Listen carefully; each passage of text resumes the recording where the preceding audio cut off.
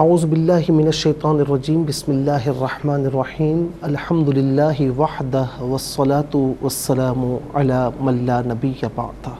وعلی کل من صحبہ وتبعہ بإحسان بعدہ اللہم صلی علی سیدنا و مولانا محمد وعلی آلہ واصحابہ وبارک وسلم۔ محترم ناظرین و سامعین، ڈیئر ویورز اینڈ لسنرز، السلام علیکم ورحمۃ اللہ وبرکاتہ۔ آج جو ہم جس شخصیت کا ذکر کرنے کے لیے جا رہے ہیں، کہتے ہیں کہ ذکر الصالحین کفارۃ الذنوب، کہ صالحین کا ذکر گناہوں کا کفارہ ہوا کرتا ہے۔ تو اسی نیت سے ناظرین ہم بات کر رہے ہیں حضرت شاہ محمد سلیمان تونسوی چشتی رحمۃ اللہ تعالی علیہ۔ ناظرین، یہ وہ اللہ کے برگزیدہ جو ہے وہ ولی کامل ہیں کہ ان کے ارشاد و تلقین سے خاص طور پر پنجاب اور افغانستان کے ہزاروں گمراہ لوگوں نے ہدایت پائی، جن کے خلفاء ملک کے گوشے گوشے میں پھیل گئے، رشد و ہدایت کے وہ چراغ روشن کیے کہ ایک بار پھر کہتے ہیں تاریخ اس بات کو لکھتی ہے، کتابوں میں لکھا ہے، جو صوفیاء متقدمین کی خانقاہوں کے جو نقشے ہیں، ان کے خلفاء کو، ان کی خانقاہ کو دیکھ کر آنکھوں کے سامنے وہ پھر جاتے ہیں۔ سلسلہ نظامیہ کے عظیم الشان بزرگ تھے، جن کی جد و جہد نے تصوف میں یوں سمجھ لیجئے کہ اثر نو روح ڈال دی۔ شاہ محمد سلیمان تونسوی رحمۃ اللہ تعالی علیہ نے جس وقت پنجاب میں مسند ارشاد بچھائی تھی، سلطنت مغلیہ ختم ہو چکی تھی، انگریزوں کا اقتدار سرعت کے ساتھ بڑھ رہا تھا، اور ہندوستان کی تاریخ کا یہ عبوری دور تھا کہ ایک حکومت ختم ہو رہی تھی، دوسری حکومت کی داغ بیل پڑ رہی تھی۔ شاہ سلیمان تونسوی رحمۃ اللہ تعالی علیہ نے ایسے دور میں مسلمانوں کی دین و دنیا کی اصلاح کا بیڑا اٹھایا، کیونکہ آپ بھی اسی ماحول میں جو ہے وہ سانس لے رہے ہیں، اور آپ نے گویا کہ ناظرین جو جہاد ہوتا ہے، عملی جہاد جسے کہتے ہیں، اس میں باقاعدہ حصہ نہیں لیا، لیکن دوسری طرف جو ناظرین وہ بھی عملی جہاد ہے کہ قرآن و سنت کی تلقین کرنا، شریعت کے مطابق خود بھی عمل کرنا اور دوسروں کو بھی شریعت مطہرہ کی پر عمل کی برابر تلقین کرتے رہنا، یہ ناظرین عملی جہاد تھا جو شاہ محمد سلیمان تونسوی رحمۃ اللہ تعالی علیہ اس عملی جہاد میں لگے رہے۔ ہم آتے ہیں ناظرین آپ کے نسب کی طرف۔ آپ رحمۃ اللہ تعالی علیہ کی جو میں پہلے پیدائش بیان کر دوں، پھر اس کے بعد آپ کا جو نسب ہے، آپ کا خاندان ہے، پھر اس کے بعد جو تعلیم و تربیت ہے، ریاضتیں ہیں، مجاہدات ہیں، پھر آپ کا جو ہے وہ بیعت ہونا ہے، یہ تمام چیزیں انشاءاللہ میں اختصار کے ساتھ آپ کی خدمت میں عرض کروں گا۔ پیدائش آپ کی 1184 سن ہجری بمطابق 1770 سن عیسوی میں گڑگوجی کے مقام پر آپ کی پیدائش ہوئی، اور گڑگوجی جو ہے ضلع لورالائی کی تحصیل ہے، اور یہ مقام توسہ شریف ضلع ڈیرہ غازی خان پنجاب سے شمال مغرب کی جانب جو ہے وہ تقریباً 30 کوس کے فاصلے پر واقع ہے۔ یہاں پر آپ کی پیدائش بتائی جاتی ہے، اور آپ کا جو ناظرین آپ کے والدین ہیں، آپ کے والد محترم کا جو اسم گرامی ہے زکریا بن عبد الوہاب بن عمر بن خان محمد، اور آپ کی والدہ کا نام زلیخا تھا، اور آپ کے والدین کے بارے میں آتا ہے کہ بڑے متقی اور پرہیزگار تھے، اور آپ کے ایک ہی بڑے بھائی تھے جن کا نام یوسف تھا، اور ان کا جوانی میں انتقال ہوا۔ آپ کی 4 بہنیں تھیں، Bibi Halima, Bibi Hawa, Bibi Fatima اور بی بی بائی، ان سب کی پھر آگے اولادیں ہوئی ہیں۔ تعلیم کے بارے میں یہ آتا ہے کہ خواجہ محمد سلیمان تونسوی رحمۃ اللہ تعالی علیہ کے والد گرامی کا جو انتقال ہے، چونکہ بتایا یہ جاتا ہے کہ آپ علیہ رحمہ کی شیرخوارگی میں ہی اس زمانے میں ہی ان کا انتقال ہو گیا تھا، اس لیے آپ کی تعلیم و تربیت کا جو انتظام ہے وہ آپ کی والدہ محترمہ نے کیا، اور کہتے ہیں کہ جب آپ 4 سال کے ہوئے تو ان کی جو آپ کی والدہ ہیں، انہوں نے قرآن مجید کے لیے ایک آپ کی قوم کے حافظ ملا یوسف صاحب تھے، ان کے سپرد کیا، اور ایک چھوٹی سی مسجد میں پڑھایا کرتے تھے اور ان سے آپ نے قرآن مجید کے 15 پارے حفظ کیے۔ اس کے بعد آپ کے بارے میں یہ آتا ہے کہ آخری 15 پارے ایک اور بزرگ ہیں حافظ جی، جنہیں کہا جاتا تھا، یعنی حافظ حاجی صاحب کہا جاتا تھا، ان کی خدمت میں رہ کر آپ نے حفظ کیے، اور ان کا جو تعلق تھا وہ بھی آپ کے قبیلے سے تھا۔ آپ کا جو قبیلہ تھا جعفر خانی قبیلہ کہلاتا ہے، اور جو بڑا ہی ممتاز قبیلہ تھا۔ چونکہ حافظ جی جو ہے عالم دین نہ تھے، اس لیے فارسی کی ابتدائی جو کتابیں ہیں وہ پڑھانے کے بعد انہوں نے آپ کو مزید تعلیم کے لیے تونسا ضلع ڈیرہ غازی خان جانے کا ارشاد فرمایا۔ تونسا اس وقت ایک مختصر سی بستی تھی، اور وہاں پر میاں حسن علی ایک مسجد میں پڑھایا کرتے تھے جو بگی مسجد کے نام سے مشہور تھی، اور آپ نے اس مسجد میں میاں حسن صاحب سے پڑھنا شروع کیا۔ اور پھر اس کے بعد ناظرین جو ہے وہ یہ پڑھائی کے تعلیم کے تمام مراحل گزرتے رہے، آپ علم حاصل کرتے رہے۔ ایک مرتبہ تونسا شریف سے 2 کوس دور جنوب کی جانب ایک جگہ ہے، وہاں پر ایک کتاب خریدنے کے لیے آپ تشریف لے گئے۔ وہاں مولوی نور محمد صاحب سے ملاقات ہوئی۔ مولوی صاحب نے ان کی بڑی تعظیم کی، اور باوجود اس کے کہ وہ بڑے بوڑھے تھے، جسے پیرانہ سالی کہا جاتا ہے، اس کے باوجود خود پیدل چل کر آپ کے پاس تشریف لائے اور شاہ صاحب کو گھوڑے پر سوار کروایا۔ اور پھر اس کے بعد ناظرین تعلیم کے مختلف مراحل میں میاں حسن علی سے خواجہ صاحب نے قرآن کریم کو پورا کیا۔ اس کے علاوہ پند نامہ حضرت خواجہ فرید الدین عطار رحمۃ اللہ تعالی علیہ، گلستان سعدی، بستان سعدی وغیرہ جو کتابیں ہیں، بکس ہیں، وہ بھی انہی سے پڑھیں۔ کچھ عرصہ میاں حسن علی کے پاس پڑھنے کے بعد آپ تونسا شریف سے لانگ چلے گئے۔ یہ مقام تونسا شریف سے تقریباً 5 کوس کے فاصلے پر دریائے سندھ کے مشرقی کنارے پر واقع ہے۔ یہاں ایک مسجد جہاں ولی محمد صاحب درس دیتے تھے، خواجہ صاحب رحمۃ اللہ تعالی علیہ نے ان سے فارسی کی جو یعنی درس ہے، فارسی کی جو تعلیم ہے وہ مکمل ان سے حاصل فرمائی۔ اسی زمانے میں کوٹ مٹھن کے مقام پر قاضی محمد عاقل چشتی صاحب نے ایک دارالعلوم قائم کر رکھا تھا، جہاں علوم عربیہ اسلامیہ کی جو تعلیم تھی وہ دی جاتی تھی۔ قاضی صاحب کے بڑے صاحبزادے قاضی احمد علی اسی دارالعلوم کے صدر مدرس تھے، تو چنانچہ خواجہ محمد سلیمان تونسوی رحمۃ اللہ تعالی علیہ بھی عربی علوم کی تحصیل کے لیے کوٹ مٹھن تشریف لے گئے، اور دارالعلوم میں داخل ہو کر عربی درسیات کی تعلیم حاصل کی، اور اسی طرح دینی علوم کو مکمل فرمایا۔ کوٹ مٹھن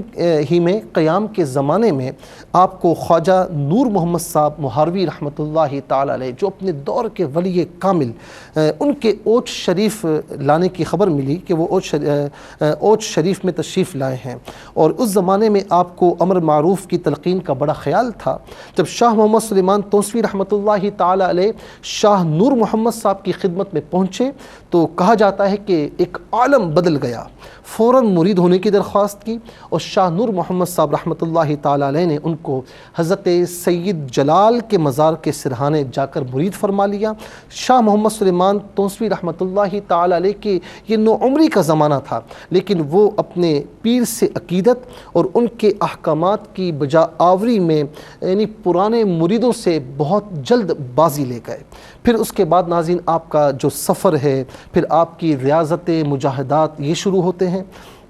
اور پھر یہاں پر ہم پڑھتے ہیں تاریخ کے اوراق میں کہ قبلہ عالم خواجہ نور محمد مہروی رحمۃ اللہ تعالی علیہ کے دست اقدس پر بیعت کرنے کے چند ماہ بعد حضرت خواجہ محمد سلیمان تونسوی رحمۃ اللہ تعالی علیہ کو خواجہ نور محمد مہروی علیہ رحمہ کے پیر و مرشد حضرت خواجہ فخر الدین دہلوی رحمۃ اللہ تعالی علیہ کی زیارت کا شوق پیدا ہوا۔ چنانچہ آپ جمادی الثانی 1199 سن ہجری میں مہار شریف سے دہلی روانہ ہوئے۔ یہ سفر آپ نے تنہا پیدل طے کیا، اور براستہ اوچ بیکانیر اجمیر دہلی پہنچے۔ دہلی پہنچنے پر معلوم ہوا کہ 2 روز قبل جن کی زیارت کو آئے تھے خواجہ فخر الدین رحمۃ اللہ تعالی علیہ، ان کا وصال ہو چکا ہے۔ 40 روز آپ خواجہ فخر الدین رحمۃ اللہ تعالی علیہ کے مزار پر معتکف رہے۔ اس کے بعد آپ نے چند روز تک خواجہ نظام الدین اولیاء، خواجہ قطب الدین بختیار کاکی رحمۃ اللہ تعالی علیہما، حضرت خواجہ نصیر الدین چراغ دہلوی، حضرت شیخ کمال الدین،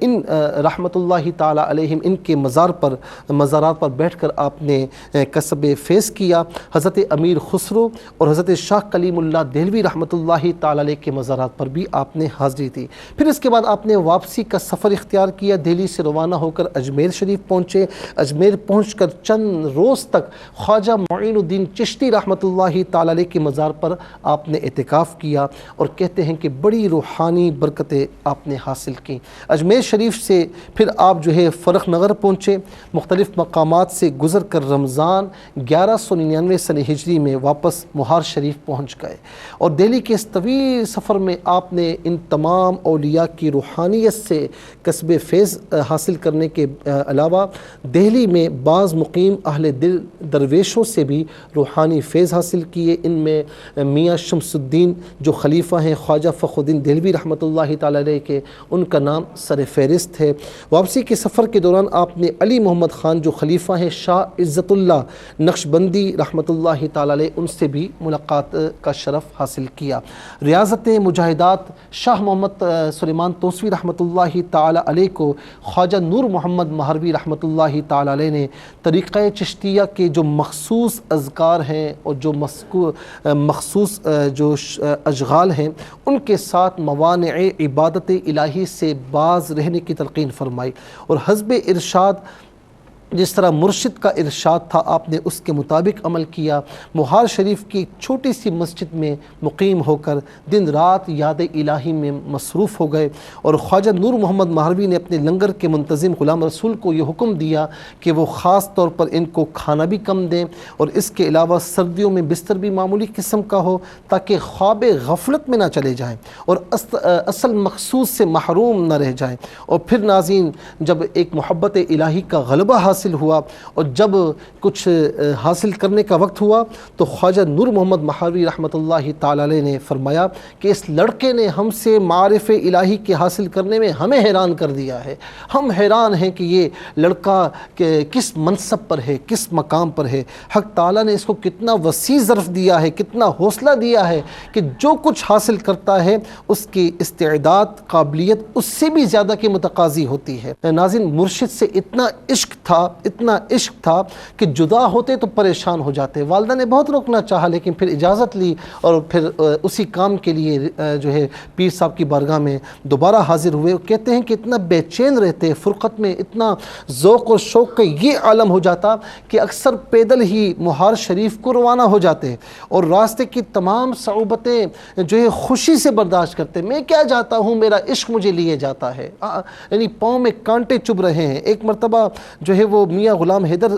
صاحب کو ساتھ لے کر مہار شریف روانہ ہوئے، راستے میں جو ہے پیروں سے خون جاری ہو گیا، یہاں تک کہ پاؤں کے 10 ناخن جو ہے انگلیوں سے جدا ہو گئے، لیکن اسی استقلال اور محبت کے ساتھ جو ہے وہ 40 کوس کا سفر طے کیا۔ 3 دن فاقے بھی ہوئے، لیکن عقیدت کا، محبت کا یہ عالم تھا کہ سب مصیبتیں جھیلتے ہوئے اپنے مرشد کے قدموں میں پہنچے، اور 15 برس کی عمر میں آپ نے خواجہ نور محمد مہروی صاحب رحمۃ اللہ تعالی علیہ کے دست اقدس پر بیعت کی تھی۔ 1205 میں خواجہ نور محمد مہروی صاحب رحمۃ اللہ تعالی علیہ اس عالم فانی سے جو ہے وہ کوچ کر گئے، اور خواجہ محمد سلیمان توسوی رحمۃ اللہ تعالی علیہ اپنے پیر و مرشد کی جو صحبت کا فیض تھا وہ یوں سمجھ لیں کہ 6 سال تھا تقریباً، لیکن آپ نے تمام منازل سلوک کو آپ نے طے کیا، اور خواجہ نور محمد مہروی رحمۃ اللہ تعالی علیہ کی آپ پر بڑی شفقت تھی، یہاں تک کہ جب وطن پہنچے تو خواجہ نور محمد مہروی رحمۃ اللہ تعالی علیہ مرض الموت میں تھے، اور جب علاج معالجے سے مایوسی ہوئی تو بھری مجلس میں اپنے محبوب جو مرید ہیں خواجہ محمد سلیمان توسوی رحمۃ اللہ تعالی علیہ روحیلہ کے نام سے یاد کیا، اور آپ کے صاحبزادے نور الصمد نے عرض کیا کہ اگر فرمان ہو تو میں خود جا کر ان کو لے آؤں، لیکن آخر خواجہ سلیمان توسوی رحمۃ اللہ تعالی علیہ تشریف لائے، حاضر خدمت ہوئے، اور پھر آپ کے مرشد نے آپ کو خلوت میں بٹھایا اور خلافت عطا فرمائی، تاکید کی کہ ہمارے بعد اللہ تعالیٰ کی دین کی خدمت کرنا۔ 1205 میں آپ کے مرشد مرشد کا وصال ہوا اور آپ ان کے وصال کے بعد 9 ماہ تک ان کے مزار اقدس پر رہے اور پھر تونسا شریف میں آپ نے قیام کیا۔ دور دور سے لوگ آپ کے پاس آتے چند ہی دنوں میں۔ شروع میں انتہائی اسرت تکلیف کا زمانہ تھا، کئی دن فاقے میں گزر جاتے، لیکن مرشد پاک کا حکم تھا نا، بس تونسا شریف میں رہے اور ایک چھوٹی سی جگہ پر قیام کیا، یہاں تک کہ لوگ آہستہ آہستہ، یعنی ایک جھونپڑی تھی، لوگ آہستہ آہستہ وہاں پر آنے لگے۔ جب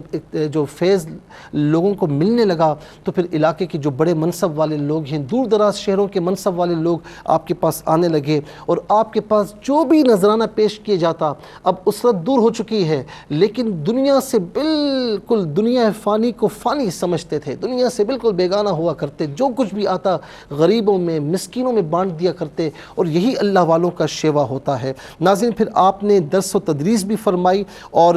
تونسا شریف کو دارالعلوم بنایا اور آپ کے اس دارالعلوم میں مدرسے میں 50 استاد ہمہ وقت موجود رہا کرتے۔ تعلیم و تربیت کا نہایت وسیع کام تھا۔ آپ یوں سمجھ لیں نا، تونسا شریف میں ایک مدرسے میں 50 مدرس ہوں اس دور میں، تو سمجھ لیں کہ وہ علم و عرفان کا مرکز بنا ہوا تھا۔ آپ رحمۃ اللہ تعالیٰ علیہ نے اس معاملے میں بڑی یعنی آپ نے صحیح تربیت فرمائی اور بڑی توجہ دی۔ پھر ناظرین، آپ کے تصرفات کے کئی واقعات ہیں، میں وقت کی کمی کے باعث ایک واقعہ آپ کی خدمت میں عرض کروں گا کہ شخص اپنی بیوی کو حضرت خواجہ صاحب رحمۃ اللہ تعالی علیہ کی خدمت میں لایا، عرض کی کہ اس پر جن کا اثر ہے۔ آپ نے جن کو حکم دیا کہ اس عورت کو چھوڑ دو، اس نے جن نے عرض کی کہ میرا بیٹا بیمار ہے، بڑا عجیب و غریب واقعہ ہے، اس کے لیے مجھے تعویذ عنایت فرمائے۔ تو فرمایا کہ اگر تیرا بیٹا بیمار ہے تو اس عورت کو تنگ کرنے کے لیے کیوں آیا ہے، تیرا کیا مقصد ہے؟ تو جن عرض کرنے لگا کہ لوگ مجھے آپ کی خدمت میں حاضر نہیں ہونے دیتے تھے اور اس لیے اس عورت کے ذریعے میں حاضر خدمت ہوا ہوں، اور جن نے اسی وقت آپ کے حکم پر اس عورت کو چھوڑا اور آپ نے جن کے لڑکے کے لیے تعویذ بھی عنایت فرمایا اور وہ جو اس کا بچہ تھا، لڑکا تھا، وہ تندرست ہوا۔ اور یہ ناظرین، اس کے علاوہ بھی بے شمار آپ کی کرامات ہیں، آپ کے تصرفات ہیں، لیکن جو مین چیز تھی ناظرین، جو اصل بنیاد تھی، وہ شریعت مطہرہ کی پابندی، استقامت علی الشریعہ، استقامت علی الاحکام الشریعہ، شریعت کے احکامات پر استقامت۔ اور آپ کا وصال ماہ صفر 1267 یعنی 1267 ناظرین سنہ ہجری میں، جب خواجہ صاحب رحمۃ اللہ تعالی علیہ نے جو ماہ صفر کا چاند دیکھ کر فرمایا کہ ہمارے سفر کا مہینہ ہے، خدا خیر کرے، کچھ دن کے بعد بیمار ہوئے اور یہاں تک کہ آپ کا وصال ظاہری ہوا۔ آپ کی ناظرین 2 اولادیں ہیں، خواجہ گل محمد اور خواجہ درویش محمد، اور آپ نے اپنی جو والدہ محترمہ ہیں ان کے حکم پر ہی آپ نے جو ہے وہ نکاح فرمایا تھا۔ اور ظاہر ہے کہ ناظرین ان کے حکم پر جب نکاح فرمایا تو اس کے بعد کہتے ہیں کہ اب ان کی قوم کے عمر خان جعفر خانی، ان کی صاحبزادی سے آپ نے شادی فرمائی۔ پھر اس میں ناظرین 2 آپ کے فرزند تھے، دونوں شاہ صاحب کی حیات ہی میں وصال فرما گئے، اسی لیے شاہ صاحب کے بعد ان کے پوتے خواجہ الہ بخش صاحب مسند نشین تھے۔ اور پھر اس کے بعد ناظرین آپ کی جو خلفاء ہیں وہ بھی بے شمار ہیں، اور ہمیشہ اپنے خلفاء کا آپ نے یہی تلقین فرمائی کہ لوگوں کو محبت کے ساتھ اللہ کی جانب راغب کرو، اس کے رسول صلی اللہ علیہ وسلم کی سنتوں کی جانب راغب کرو، اور یہی ناظرین عمر بھر آپ کی تلقین رہی۔ اور آپ نے ناظرین پوری حیات طیبہ کا اگر آپ مطالعہ کریں، میں کہتا جاؤں گا جو ہے وہ ناظرین باتیں ختم نہیں ہوں گی، الفاظ ختم نہیں ہوں گے، لیکن وقت مختصر پڑ جائے گا اور وقت کی کمی ہے، لیکن میں اتنا عرض کروں گا کہ پوری حیات طیبہ اللہ تبارک و تعالیٰ اور اس کے رسول صلی اللہ علیہ وسلم کے نام پر گزاری، رسول اللہ صلی اللہ علیہ وسلم کی سنتوں کے احیاء پر گزاری، اور دین اسلام کی ترویج میں آپ کا ایک بہت بڑا نام ہے۔ اللہ تبارک و تعالیٰ آپ کے مزار اقدس پر بے بہا رحمت برکت نازل فرمائے، اور ہم سب کو، آپ سب کو خواجہ محمد سلیمان توسیوی رحمۃ اللہ تعالیٰ علیہ کی اتباع کرنے کی توفیق عطا فرمائے۔ آج بھی جو آپ کی خانقاہ ہے اسے اس کائنات کے لیے مرکز کا، اس کائنات کے لیے ہدایت کا مرکز بنائے، آمین بجاہ النبی الامین وما علینا الا البلاغ المبین۔